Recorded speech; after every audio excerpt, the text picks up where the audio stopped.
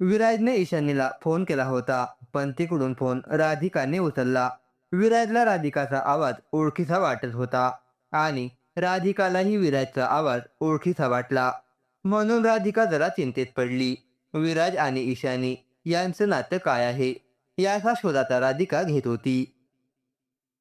ईशान्य आणि त्याचं काही रिलेशन असेल का असा विचार करतच तिने तिचा फोन हातात घेतला आणि फेसबुक ऑन करून ईशानीची प्रोफाईल चेक करू लागली.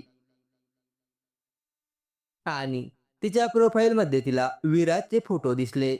फोटो पाहून तिचे डोळे विस्फारले. तेवढ्यात दारावरची बेल वाजली. ती लगेच उठली आणि रूमचा दरवाजा उघडून बाहेर आली. तर ईशानी सकाळी सकाळी बाहेरून आलेली. Good morning madam. तिने ईशानीला पाहून स्मित हास्य करत विश केलं. Good morning. ईशानी आळस देत सोफ्यावर बसली. मॅडम, तुमच्यासाठी कोणाचा तरी फोन आलेला. मी त्यांना तुम्ही झोपला आहात असे सांगितले. राधिका. Okay, good. कोणाचा होता? ईशानीने तिचा फोन ऑन करत विचारलं. सांगितलं नाही. कोणीतरी मुलाचा आवाज होता. राधिका. ओके. ईशानी बोलली. मॅडम, तुम्ही खूप मोठ्या मॉडेल आहात ना? राधिकाने थोडं विचार करत बोलली. हो. ईशानी. मी तुमची फेसबुक प्रोफाईल पाहिली. ते रॉकस्टार विराज तुमचे फ्रेंड आहेत का? राधिकाने थोडी हिंमत करून धडधडत्या अंतकरणाने विचारलं. हो, आम्ही लहानपणापासूनचे फ्रेंड आहोत.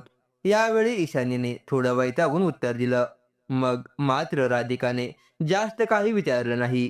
ईशानीच्या चेहऱ्यावरून तिला प्रश्न विचारलेले आवडले नाहीत असं तिला वाटलं. म्हणून ती पुन्हा रूममध्ये आली. पुढच्या आठवड्यात राधिकाने तिचं दुसरं डिझाईन तयार केलं होतं आणि ती दाखवायला तिला पुन्हा ऑफिसमध्ये जायचं होतं. तिने आज थोडा सैलसर सैलसर ड्रेस घातला जेणेकरून पोट दिसणार नाही आणि फ्लॅट शूज घालून ती ऑफिसमध्ये गेली. तिला पाहून अपर्णा आणि स्वाती दोघी पण खुश झाल्या. अजून विराज यायला वेळ होता म्हणून ती त्या दोघींना घेऊन कॅन्टीनमध्ये गेली आणि गप्पा मारता मारता नाश्ता करू लागली. पण थोड्याच वेळात बोलता बोलता तिला उलटी आल्यासारखं झालं. तशी ती लगेच तोंड पकडून वॉशरूमकडे गेली. राधिकाला आता 4 महिने संपत आलेले, तरी पण तिला कधी कधी उलटीचा त्रास होत होता. ती फ्रेश झाली आणि वॉशरूममधून बाहेर आली तर अपर्णा दरवाजामध्ये तिची वाट बघत होती. अपर्णा, काय झालं? तू काय इथं आली? तुला पण वॉशरूममध्ये जायचं आहे का? राधिकाने सहज विचारलं. नाही, मला तुला काहीतरी विचारायचं आहे. अपर्णा एकदम सिरियस होत बोलली. काय? राधिका, तू आजकाल थोडी वेगळी दिसतेस. आय मीन, मागच्या वेळी मी नोटीस केलं होतं.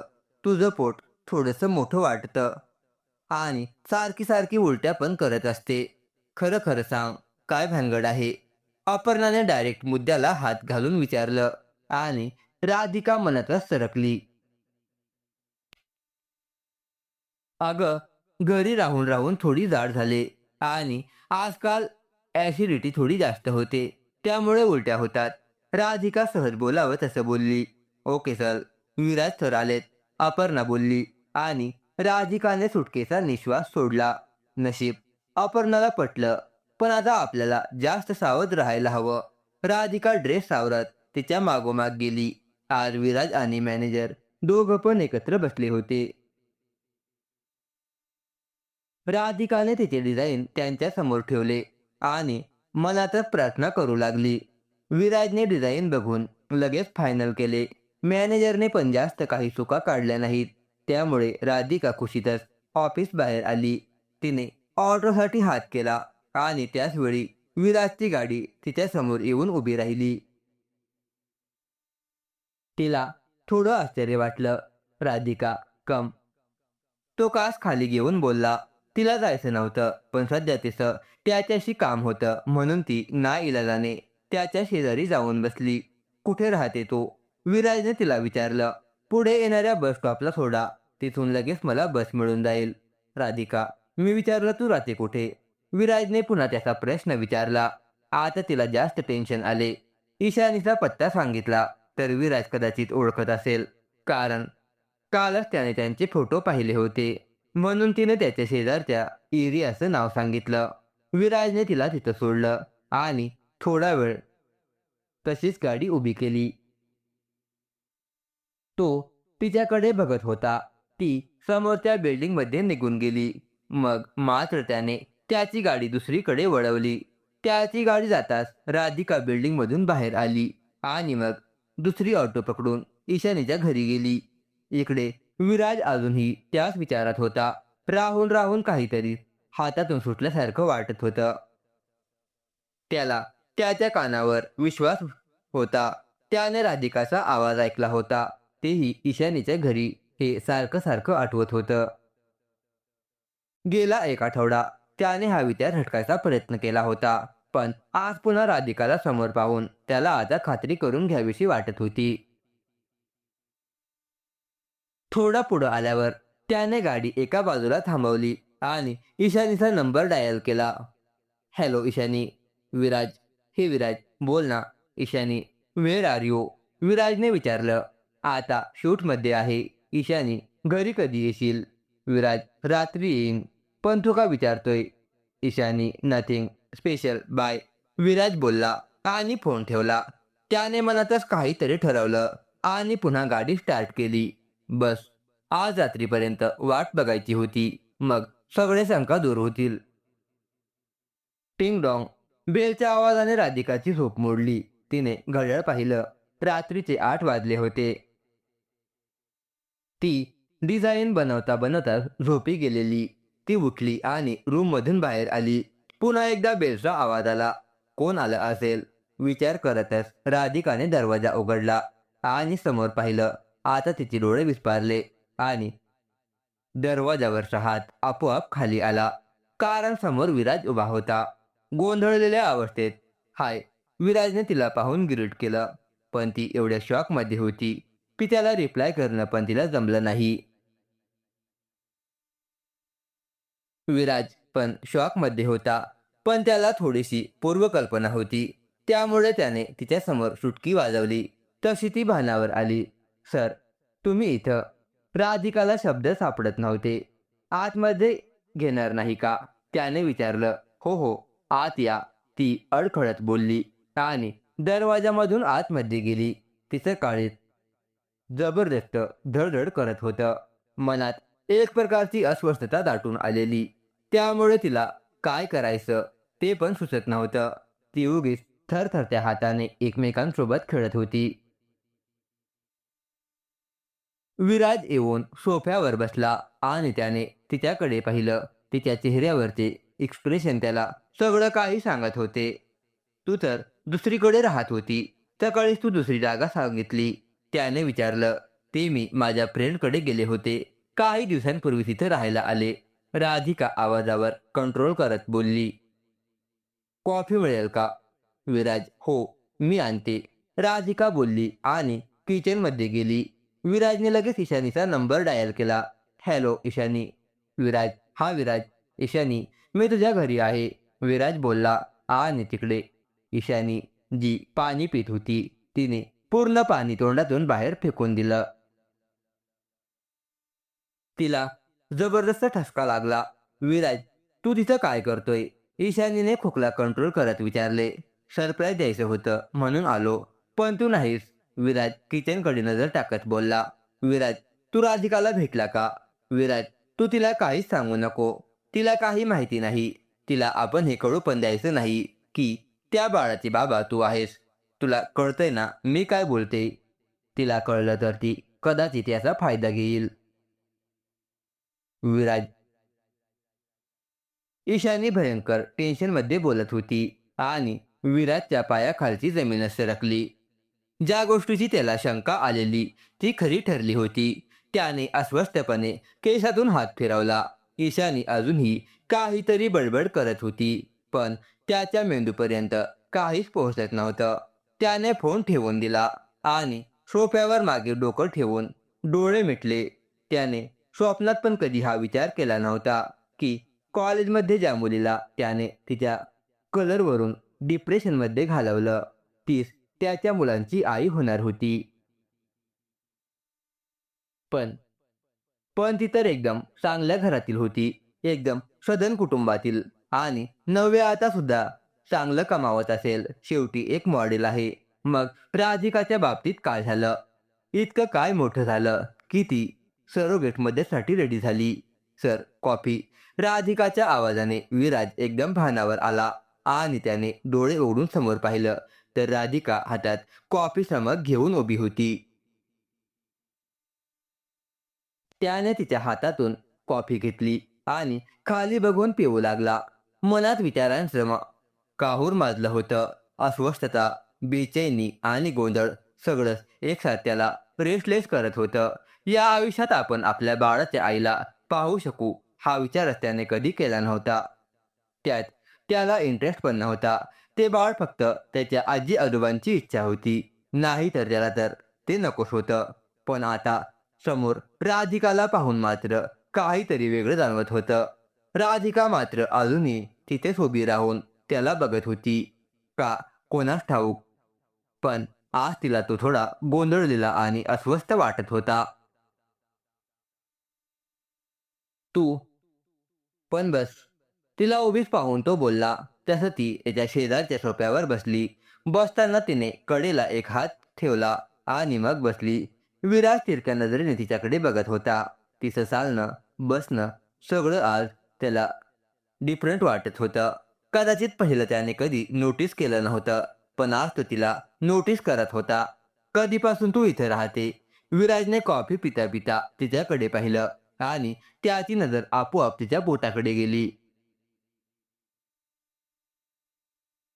बसल्यामुळे तिच्या सैलसर गाऊनमधून थोडंसं पोट मोठं दिसत होतं.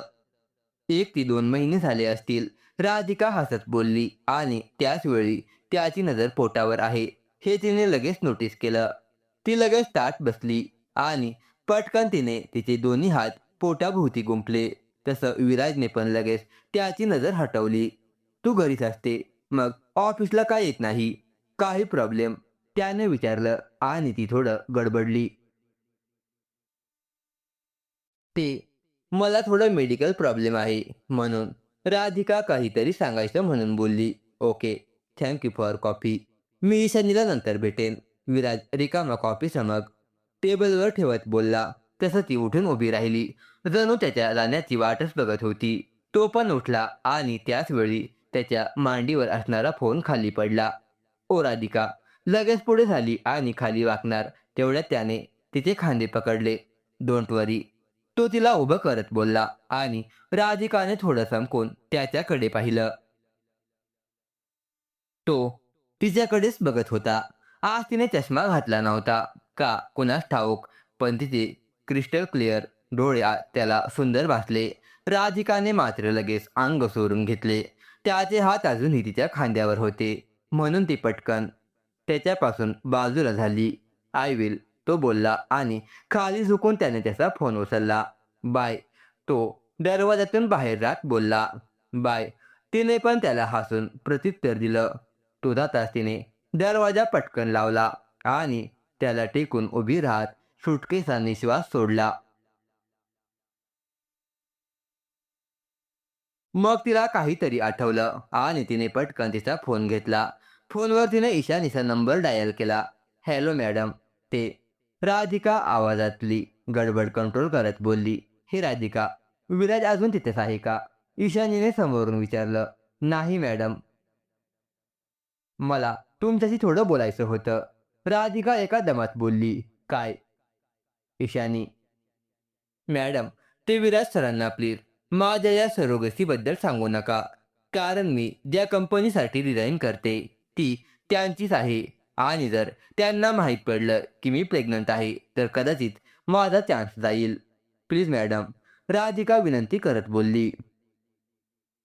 ओके, मी नाही सांगणार. डोंट वरी, ईशानी बोलली आणि फोन कट झाला. राधिकाने पुन्हा एकदा सुटकेचा निश्वास सोडला. तिने खाली पाहिलं आणि स्वतःच्या पोटावरून हात फिरवला. बेबीज, तुम्ही दोघं आता मोठे होत आहात आणि माझं पोट पण मोठं करत आहात. बघितलं आज तो विराज कसा बघत होता. काल पण अपर्णा आंटी कशी बोलली. तुम्ही एवढ्या लवकर कोणाला दिसू नका. लोकांची नजर चांगली नसते आणि तुम्ही तर अजून किती छोटे आहात. त्या विराटची नजर बिलकुल चांगली नसावी. तुम्हाला पण आवडलं नाही ना? मग मला तो बिलकुल आवडत नाही. पण काय करणार? रोज-रोज त्यालाच बघावं लागतं. तुम्ही पण बोर झाला असाल त्याला बघून-बघून. काश की एखादा हिरोचा फोटो आपल्या समोर असता. होय ना पिल्लांनो? राधिका हसत बेबींना बोलत होती. तिच्या डोक्यावरचं बरंचसं टेन्शन कमी झालेलं. कारण ईशानी विराजला काहीच सांगणार नव्हती. पण यापुढे ऑफिसमध्ये कसं जायचं? त्याचा ती विचार करू लागली. इकडे विराज गाडी चालवत होता. पण त्याचं मन मात्र अजूनही राधिकाबद्दल विचार करत होतं. राहून तिचाच विचार येत होता. शेवटी वैतागून त्याने विचार झटकले. ती स्वतःच्या मर्जीने यासाठी तयार झाली आणि तसंही त्यासाठी तिला पैसे मिळत आहेत. मग यात आपली काही चुकी नाही, असं तो त्याच्याच मनाला समजावत होता. पण ईशानीच्या घरी असताना तिच्या पोटाला पाहून त्याला एक अनामिक ओढ जाणवली होती, जी त्याला स्वतःला सुद्धा शब्दात व्यक्त करता येत नव्हती. त्याला आणखी तिला बघावंसं वाटत होतं, पण ते शक्य नव्हतं. तिला यातलं काही कळू द्यायचं नव्हतं आणि तेच तिच्यासाठी चांगलं होतं. यापुढे राधिकाची फक्त डिझाईन बघायचे, शक्यतो तिला टाळायचं, असा विचार त्याने मनातच केला आणि घरी आला. आज राधिकाला 5 महिने पूर्ण झाले होते. आज हॉस्पिटलमध्ये तिचं रुटीन चेकअप होतं. ईशानीचा काहीच पत्ता नव्हता. तसंही तिने तिची वाट बघू नको म्हणून सांगितलं होतं.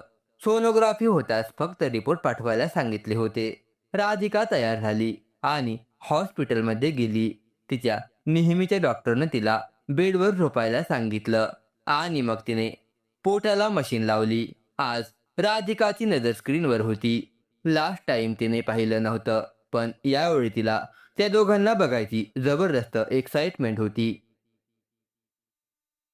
मनात धाकधूक वाटत होती आणि एक वेगळी ओढ जाणवत होती. श्वास रोखून ती स्क्रीनकडे बघत होती आणि हळूहळू तिच्या कानावर एकदम फास्ट धक ऐकू येऊ लागली आणि समोरच्या स्क्रीनवर कळणार पण नाही अशी 2 फीट्स दिसू लागली. ती पाहून क्षणभर राधिकाच्या काळजाचा ठोका चुकला. होय, ती दोघंच होती तिथं आजपर्यंत ती ज्यांना न पाहताच बोलत होती. ती दोघं समोरच्या स्क्रीनवर तिला दिसत होती. डॉक्टर काहीतरी बोलत होती, पण तिचं लक्ष कुठं होतं? ती तर भान हरपून त्या दोघांना पाहण्यात गुंग होती. बरं, थोडा वेळ तुम्ही बाहेर थांबा. मी काही औषध लिहून देते. ती घेऊन जा.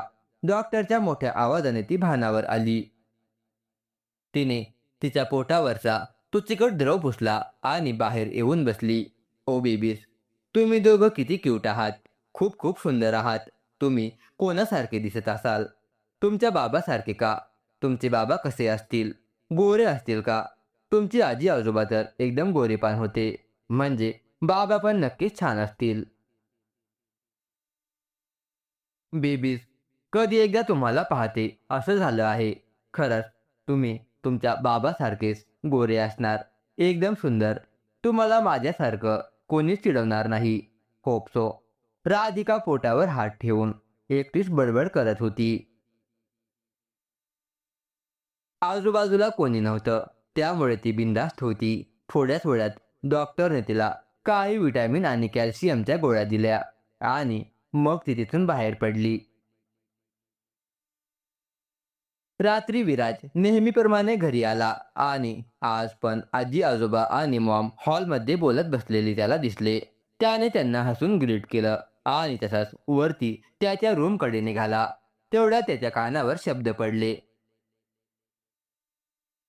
दोघं अगदी व्यवस्थित आहेत.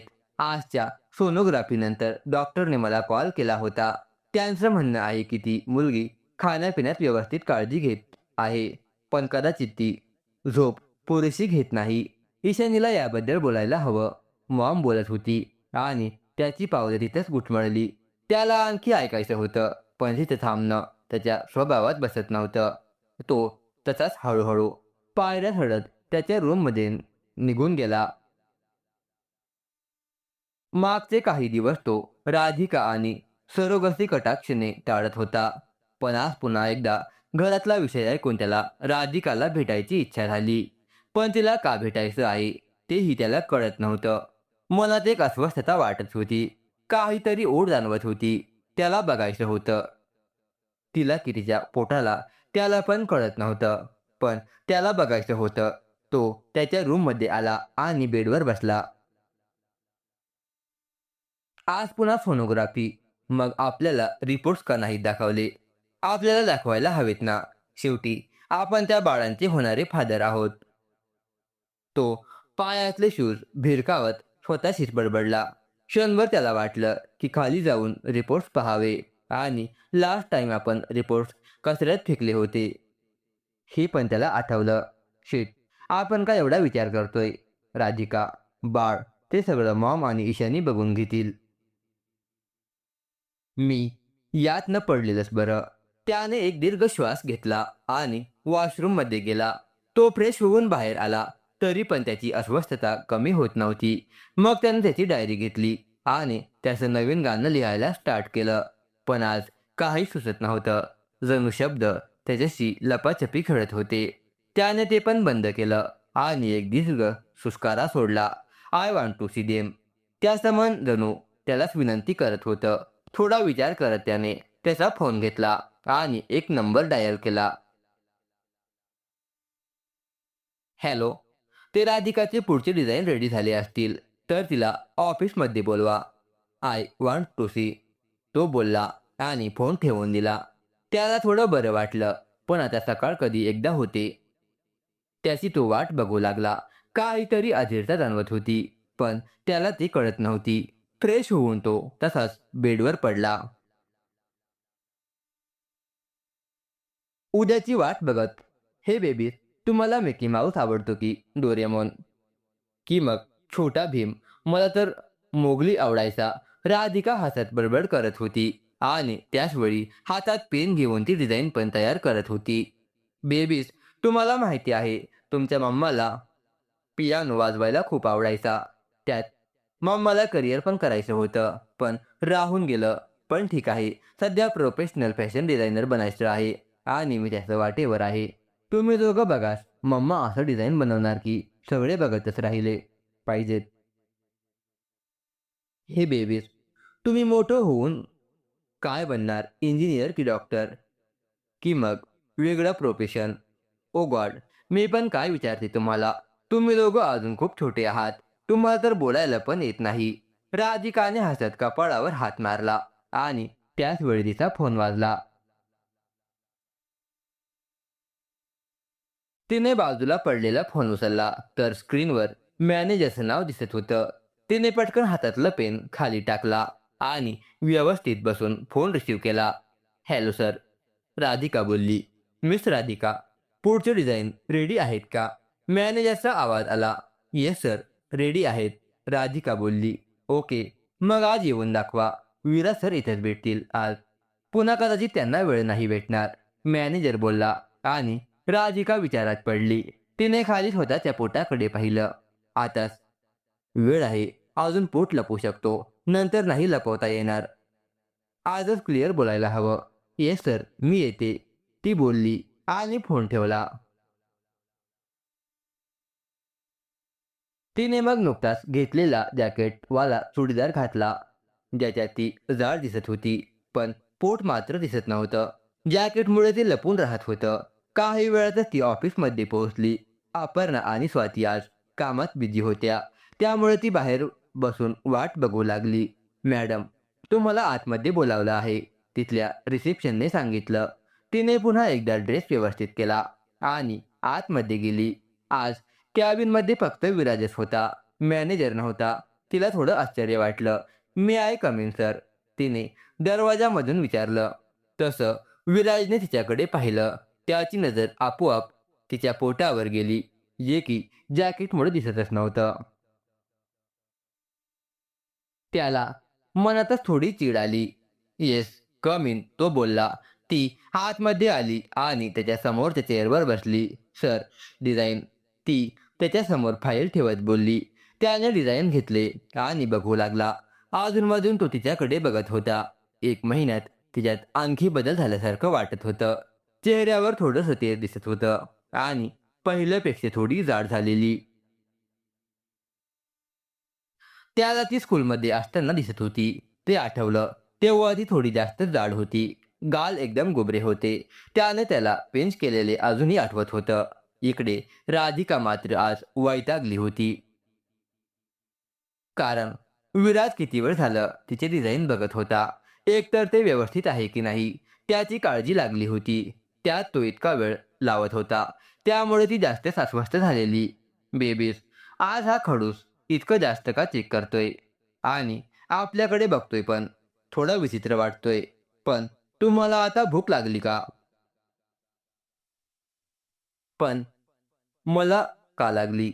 सकाळी निघताना जर खाल्लं होतं. आता इथून बाहेर पडलो की तुम्हाला तुमचा फेवरेट मँगो ज्यूस देते. ओके. राधिका म्हणतच बेबींना बोलत होती. तेवढ्यात विराजने फाईल खाली ठेवली. मी चेंजेस मेल करतो. तो बोलला. Okay sir. मी जाते मग. ती उठत बोलली. त्याचं मन थोडं उदास झालं, पण तो काहीच बोलला नाही. आणि ती बाहेर आली तर अपर्णा तिचीच वाट बघत होती. "हे राधिका, काय गं, हा कसला ड्रेस घालून आली? तू ना एवढी फॅशन डिझायनर होणार आहेस आणि स्वतः बघ कसले ओल्ड फॅशनवाले ड्रेस घालते." अपर्णा तिच्या ड्रेसकडे निरखून बघत बोलली.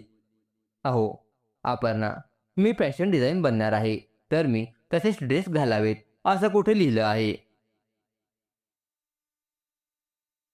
राधिका स्पष्टीकरण देत बोलली, "लिहिलं नाहीये, पण नेक्स्ट टाइम ड्रेसिंग सेन्स बद्दल विचार कर. कारण लोकं ड्रेसिंग सेन्स बघून बरंच काही गेस करतात." अपर्णा, "ओके बाबा." अपर्णा, "मला मॅनेजर सरांना भेटायचं आहे. ते आहेत का कॅबिनमध्ये?" राधिकाने मॅनेजरच्या केबिनकडे डोकावत विचारलं. "हो, आहेत. जा. फ्रीच असतो खडूस कुठला." अपर्णा थोडं तिरस्काराने बोलली आणि राधिकाने संपून तिच्याकडे बघितलं. "अगं, तू काय घरूनच काम करतेस? कधीतरी येतेस म्हणून तुला माहिती नाही. पण हा मॅनेजर दिसतो तितका चांगला नाही." म्हणजे त्याने स्वातीला घरी येतेस का म्हणून विचारलं होतं. अपर्णा हळूच राधिकाच्या कानात बोलली आणि राधिका शॉक झाली. "तू जा, जाऊन भेट. मी पण जाते माझ्या कामाला. 6 महिने झाले की आम्ही दोघी राम ठोकणार आहे. आणि काय गं, कॉलेजचा एक्झामचा अभ्यास झाला का?" "पुढच्या महिन्यात आहे ना म्हणून विचारलं. तू सध्या या डिझाईनमध्ये जास्तच बिझी आहेस. मी पुढच्या वर्षी एक्झाम देणार आहे." राधिका बोलली आणि यावेळी अपर्णा शॉक झाली. राधिका, "अगं, टॉपर आहेस तू. तू अभ्यास न करता पण पास होशील." अपर्णा, "नाही, यावेळी मला पॉसिबल नाही. मला काही मेडिकल प्रॉब्लेम आहे. वेळ आली की मी सांगेन." राधिका बोलली आणि मॅनेजरच्या कॅबिनकडे गेली. तर मैत्रिणींनो आणि मित्रांनो, विराजच्या मनात सारखे सारखे राधिकाचे विचार येत होते. विराज राधिकाच्या प्रेमात पडेल की काय? बघूया पुढील भागात. पुढील भाग न चुकता ऐकण्याकरिता सर्वांनी चॅनलला सबस्क्राईब करून ठेवा. हीच आपण सर्वांना नम्रतेची विनंती. धन्यवाद.